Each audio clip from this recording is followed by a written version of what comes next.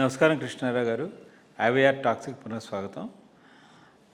ఈ మధ్యలో మనం ఏమిటంటే విన్నది ఏంటంటే ఈ ముస్లిం దేశాలైనటువంటి Pakistan, Saudi Arabia, Egypt, Turkey కలిసి ఒక మిలిటరీ కూటమిని కట్టాలని చెప్పి వాటి ఆలోచన. దాన్నే ఇస్లామిక్ నాటో అంటారని ఒక చిన్న రూమర్ వచ్చింది. ఇది యాక్చువల్లీ ఏంటంటే ముస్లిమ్స్లో సుయాసు, సున్నీస్ అనేటువంటి వర్గాలు ఉన్నారు కాబట్టి ఈ సున్నీ వర్గాలు ఉండేటువంటి దేశాలన్నింటినీ ఒక దీని కింద చేసి వాటి మీద ఏమైనా కంట్రోల్ చేయడానికి ఉంటుందా? దీని మీద అసలు మీకు తెలిసినంత వరకు దీని మీద ఒక చిన్న వివరణ కావాలి. ఒక అనవసరమైన యుద్ధాన్ని మొదలుపెట్టి ట్రంప్ చాలా రకాలైనటువంటి కొత్త కూటములకు అవకాశం ఇస్తున్నాడు.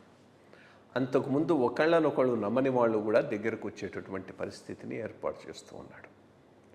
ఇది ఇండియా దృష్టిలో చాలా డేంజరస్ మూవ్ రెండు రకాలుగా. ఒకటి, ఎప్పుడైనా ఇండివిజువల్గా పాకిస్తాను మనకెప్పుడు పోటీ కాదు, బట్ ఒక కూటమిలో భాగంగా పాకిస్తాన్ కెన్ బి ఫార్మిడబుల్. ఇటువంటి ఇస్లామిక్ నాటో కోసంగా పాకిస్తాన్ చాలా రోజుల నుంచి ఎదురు చూస్తున్నది.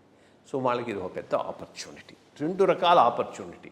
ఒకటి ఏమంటారు, ఇప్పుడు ఎవరికి ఆ ఇస్లామిక్ నేషన్స్లో న్యూక్లియర్ వెపన్స్ లేవు. న్యూక్లియర్ వెపన్స్ ఉన్న ఒకే ఒక ఇస్లామిక్ దేశం పాకిస్తాన్. సో వాళ్ళందరికీ న్యూక్లియర్ అంబ్రెల్లా ఇస్తానని చెప్పి ముందుకు పోవచ్చు. ఫండ్స్ ఈజీ అవుతాయి, ఎందుకంటే సౌదీ అరేబియా లాంటి దేశాలకు లాట్ ఆఫ్ మనీ ఇస్తే. Turkey growing economy and militant Islamic position తీసుకుంటూ ఉన్నది.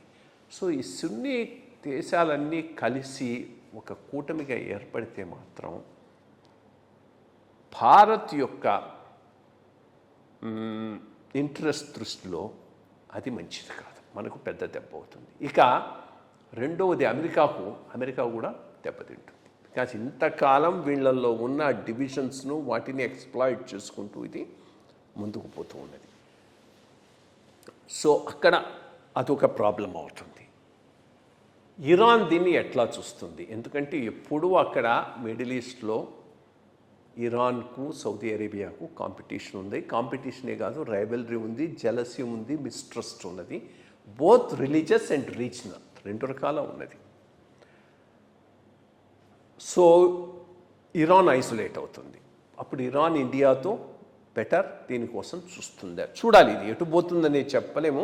బట్ ఈ ఇస్లామిక్ నాటో అనేది మాత్రం దీనికోసం తప్పకుండా పాకిస్తాన్ గట్టిగా పుష్ చేస్తుంది. బట్ ఒకటి, మిగిలిన వాళ్ళు పాకిస్తాన్ నమ్మకపోవచ్చు, రెండు రకాలు నమ్మకపోవచ్చు. పాకిస్తాన్ పరిస్థితి ఏంది అంటే, మన చిన్నప్పుడు సామెత చెప్తూ ఉంటారు, ఎవరో ఆయన వ్యాపారస్తుడో ఎవరో ఒకడు, నువ్వు ఇది శనగలు తీసుకురా, నేను పొట్టు తీసుకొస్తాను, రెండు కలుపుకొని ఉప్పుకొని తిందాం అన్నట్ట. అట్లాగే వీడి దగ్గర ఏమి డబ్బులు లేవు, ఏమీ లేవు, నేను మీ అందరికీ న్యూక్లియర్ అమ్మేస్తాను, మీ ఫండ్స్ తీసుకురా, నేను లూట్ చేస్తానన్న రకంలో ఉంటుంది. సో అది ఎప్పటికైనా ఫెయిల్ అయ్యేటటువంటి అవకాశం ఉంటుంది. ఎందుకంటే వాళ్ళ నేషనల్ ఇంట్రెస్ట్ దృష్ట్యా పాకిస్తాన్ పెద్దగా వాళ్ళు నమ్మకపోవచ్చు. పాకిస్తాన్ కూడా అంత పెద్ద లెవెల్లో వాళ్లకు మిలిటరీ సపోర్ట్ ఇవ్వలేకపోవచ్చు. అమెరికానే ఇవ్వలేకపోయింది అగెన్స్ట్ ఇరాన్, పాకిస్తాన్ ఏమిస్తుంది. సో అదొక మేజర్ ప్రాబ్లం ఉన్నది. రెండోది, మిడిల్ ఈస్ట్లో హెజిమనీ కోసం వీళ్ళు తనుకుంటూ ఉన్నారు. ఇప్పుడు ప్రస్తుతానికి ఈజిప్ట్ అంతా స్ట్రాంగ్గా లేదు కాబట్టి ఈజిప్ట్ కాస్త తగ్గున్నది. బట్ నాసర్ ఉన్నప్పుడు యాక్చువల్లీ మిడిల్ ఈస్ట్లో రియల్ లీడర్షిప్ ఎవడైనా ఇచ్చాడు అంటే వాడు నాసరే. టర్కీ బాగా పైకి వస్తూ ఉన్నది ఎకానమిక్గా, అందుకని వాళ్ళు they would like to have the leadership. Saudi Arabia వదులుకోవడానికి ఇష్టంగా ఉంది. సో ఇంటర్నల్ డిస్ప్యూట్స్ కొంతవరకు దీన్ని ఇది చేస్తాయి, పాకిస్తాన్ నమ్మకపోవటం. But it's worth watching, because Indian interest దగ్గర మాత్రం ఇది వెల్కమ్ డెవలప్మెంట్ అయితే కాదు. మంచి విషయాలు చెప్పారండి. Thank you.